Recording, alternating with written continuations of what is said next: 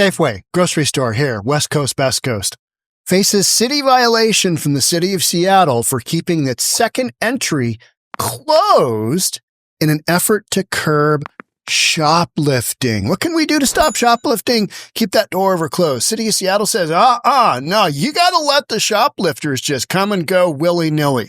How's this going to go? Let's get into it. Here we go. The prominent signs leave little doubt that these doors are closed. Entrance Only available in case of fire or other emergencies.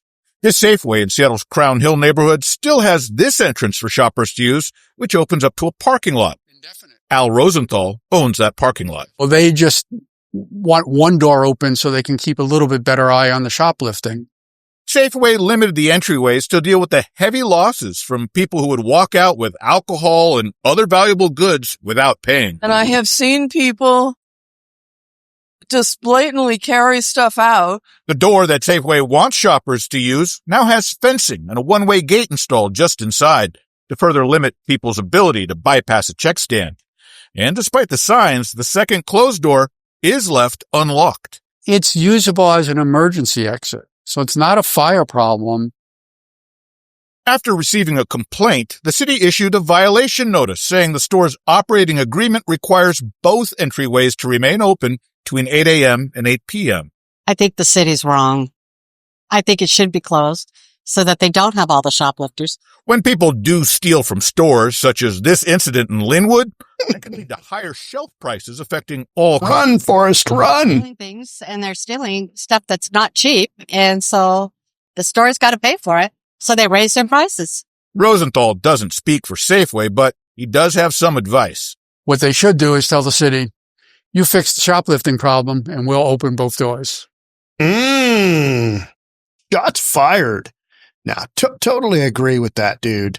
What you've got going on is you've got a scenario in Western Washington where, because of soft on crime policies, soft on crime judicial system, shoplifting is racist, not enough cops in Seattle. This is in Crown Hill. This is just to the north and west of Ballard community, which is just to the north of downtown Seattle. It's not far. It's a handful of miles. You get there in probably 10, 15 minutes to the north end of, in bad traffic of Crown Hill, Ballard area, Ballard community. It's an urban community, and we've done a ton of podcasts about this area. Homeless encampments being shut down, all kinds of businesses leaving, you name it. Ballard, Crown Hill has been overrun with fentanyl, with shoplifting, buying and selling of stolen goods, all of that stuff. So these big stores, big box stores, are trying to come up with ways to combat this environment that Washington officials have literally put in place. Oh yeah, cops can't chase after them, don't have enough cops, don't have enough judges to go around, and when you do catch somebody and prosecute them for shoplifting, slap on the wrist, misdemeanor, all good. Go out there, Tiger, and shoplift again. And so many of these people are homeless and they're on drugs who are doing this because you can fence these goods so easily in the same homeless communities and then go out and buy your drugs right there in the homeless communities. And I've been seeing that some of the fentanyl pills are going now for as low as 50 cents a pill. 50 cents a pill. Few bucks gets you through the day if you've got a serious fentanyl problem. That's if you don't overdose and die. But you know, we're not going there. We're just saying those who want to keep their habit up, shoplifting from Target, shoplifting from Safeway, shoplifting from anywhere gets you just enough money to feed your habit, fuel your habit. Strategy to stop shoplifters at local Safeway is under scrutiny by the city of Seattle, which issued a notice of violation due to an entryway that is kept closed to prevent theft. I've been watching this type of phenomenon happen in all of the stores that I go to, particularly the ones that have high-priced items that are small, that are easy to sell. Home Depot being the main one. Home Depot now has you used to be able to go through a whole bunch of checkout areas, you know, like a regular grocery store. But now they have you funneling into one area where they've got a number of employees watching you self-checkout. And you've got a video camera right there staring down at you. And you've got a screen with you on it. So if you want to be on camera, go to the Bellevue Home Depot, right? You know what I mean? Invasion of privacy. Absolutely. You betcha. But we're all on camera all of the time. We just don't know it most of the time. But Home Depot is making that wildly apparent in an effort to stop shoplifting. Safeway at 8340 15th Avenue Northwest in Seattle's Crown Hill. This is on the north end of Ballard.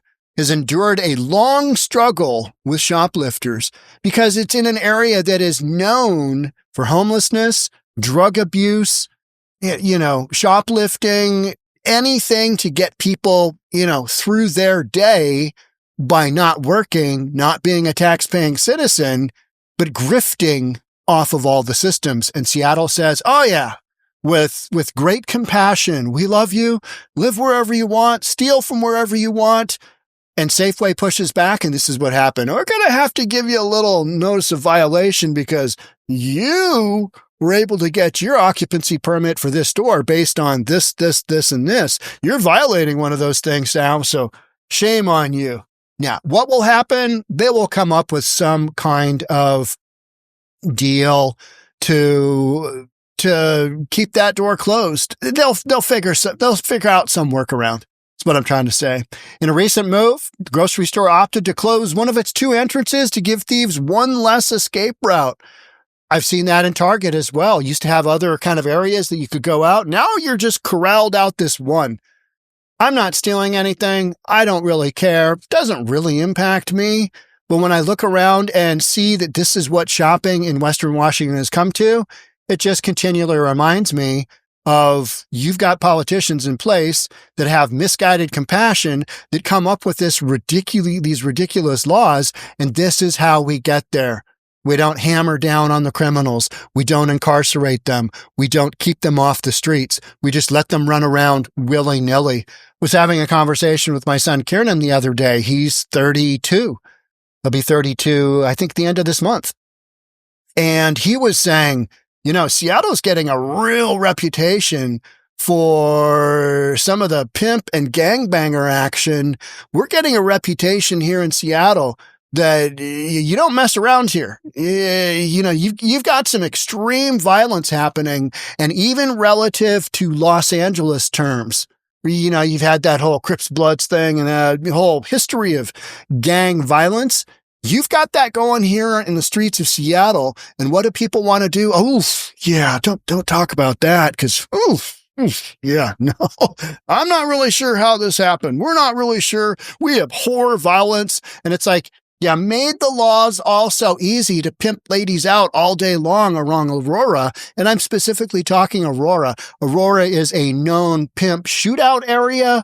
I've covered those topics. It's violence. It is human trafficking. It is sex trafficking, enormous abuse of women. But you know what? With misguided compassion, let's just let it keep going. And you know what we'll do? We'll make it a no prostitution go area. If you've been convicted for prostitution or something along those lines, we're going to put a map out there and you can't go there. That'll teach them. That'll teach them. We won't throw them in jail. We'll just give them a map and say, no go. Now, it's supposed to be a deterrent that if you get busted enough times, there's going to be consequences. It's like when you tell your child, if you don't do this, this is what I'm going to do. And you say it 18 straight times and the kid goes, you know what? Mom said that. Dad said that endlessly. And what happened? Nothing. Criminals are no different than children. They're going to look through and see what your actions are because what's coming out of your lips is nonsense. And that's the way most of policy have gone here in Western Washington. And that's why we have large areas that are just blasted out by homelessness, drugs, garbage, tents, fentanyl, human trafficking. You got tent hoes. Women have the option of not even stealing from stores. They can just use their bodies as an ATM, get those few bucks a day they need, and they're golden. Yeah, STDs and pregnancy and rape and all that stuff. But we don't worry about that here in Western Washington because we've got misguided compassion that drives our policy. And here we are. And it's not just Seattle. I mean, you go to Portland, you go up to Vancouver, BC, same exact deal. San Francisco, same exact deal. You've got misguided compassion. If we could just get them some more housing, this would be better. If we could just spend another $25 billion, we could get there. We could house all these people. Doesn't work. Just flat doesn't work because you're not getting at the root issue of the problem, which is you got a bunch of people running around willy-nilly doing their own thing. They need to be in jail. They need to be in detox. They need to be in a mental institution. And we're not putting people there involuntarily. So they've closed the corner door, but the door that's right by the parking lot is left open. We saw that. Store director has told me he has to very frequently go out and ask homeless to not sleep in front of that door because it would be blocking the emergency exit. So it's open. It just looks like it's closed and you can't really use it as a egress option. Safeway has undertaken extensive remodeling to deter thefts. All stores here in Western Washington have, because it's been rampant, because we've had a rampant fentanyl issue, rampant shoplifting, rampant fentanyl. I mean, it's just one goes hand in hand with the other because we had a wide open southern border for years. And so why wouldn't this ecosystem exist? Yeah, because we got this misguided compassion from our politicians who think these are all good people. They just need a break. No, they're not. They're bad people. They have bad motives. They have bad intentions, bad actions, bad end results. They're shoplifting from stores. This is what you get. This, civil conflict between a city and a store just trying to stay in business. Mary Marasco, who occasionally shops in the Crown Hill Safeway, said theft hurts all customers and that she appreciates the steps grocery chain is taking to deter crime and hold down prices. I do too. And here's why. I don't want to go to my Home Depot and run into yet another dude trying to push a big cart of stolen goods out into the parking lot in the wild open, just wide open. And what prompts that? That literally happened to me, I don't know, a couple of years ago. I'd rather not encounter that kind of thing. So if Home Depot's got to do something, the Safeway's got to do something, I'm all behind it. But ultimately, this shouldn't be happening at all. There should be enough deterrent within the system that people know if I shoplift, I'm going to jail. But there's not. And it's because we've gone down this ultra progressive road. Progress. This is the end result of progressive.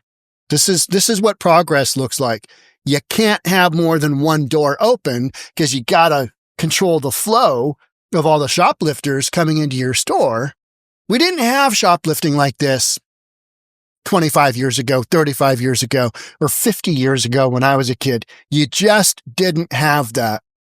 I remember going to the store and my mom always said, keep your hands out of your pockets. Otherwise, they're going to think you're putting something in there. And I was always like, I remember that to this day.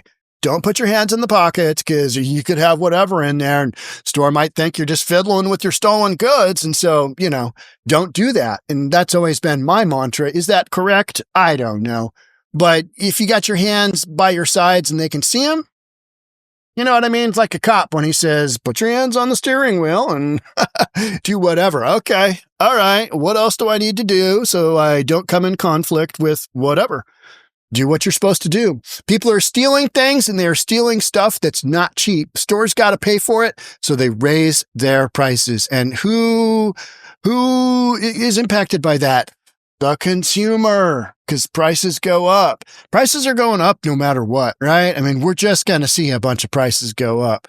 Sucks. Spokesperson for Seattle's Department of Construction and Inspections, which issued the notice of violation, said Safeway may need to apply for a revision with a large fee, I'm sure, to their initial permit, so an evaluation of the design change can be determined. What they're saying is, do you have enough doorways to get people in and out in the event there's a fire? Is there enough traffic flow? Does this make sense? Is this a safety issue? What's going on here? Something along those lines, right? Safeway could face fines if it doesn't comply with the city land use code. Fines. Whereas the homeless people out on the sidewalk in their tents doing drugs, how often do they get fined? Never. Why not? Because they're not going to pay any damn fines. We sweep them out, they come back. We sweep them out, they come back. That's how this game is played. Store officials have requested a review saying the door technically remains open and no violation is occurring. Yeah, but even, I mean, let's play devil's advocate. The city rolls up and you got signs in the door that we saw that said, can't use this one, even though it is open. So people running for their lives in the event of a fire, they look at the door and go, oh, we can't use this one. Let's go over here. That's what the city's going to look at, right? City spokesperson said any additional information provided will be taken into consideration, yada, yada, yada, yada. Rosenthal, the parking lot owner, said keeping one door closed helps workers keep a better eye on shoplifting. While he doesn't speak for Safeway, Rosenthal had some advice for the supermarket chain. This is the part that at the end of the video we saw, right? And this is what it's all about. What they should do is tell the city, you fix shoplifting problem, we'll open both doors. Yeah, that isn't happening. It's not happening probably in my foreseeable future. I'm 56. Is Seattle going to get any kind of handle around shoplifting, homelessness, drug abuse in, say, the next 10 years? Probably not. 15? Maybe. Outside chance? What are they really going to do? Are they going to change their entire political system away from this ultra-progressive, anything goes, misguided compassion deal? I mean, city of Seattle is trying. It's, city has voted for some folks that are a little bit more moderate, but the problem is the policies are already in place. The attitude is already in place. The homeless are already in place. The criminals, the pimps, the women being human trafficked, the women being sex trafficked, they're already in place. So even if you change to a bunch of conservatives in Seattle, which is never going to happen, because Seattle is always a little quirky, a little left of center, and now it's far left of center. Portland, same deal. San Fran, same deal. LA, same deal.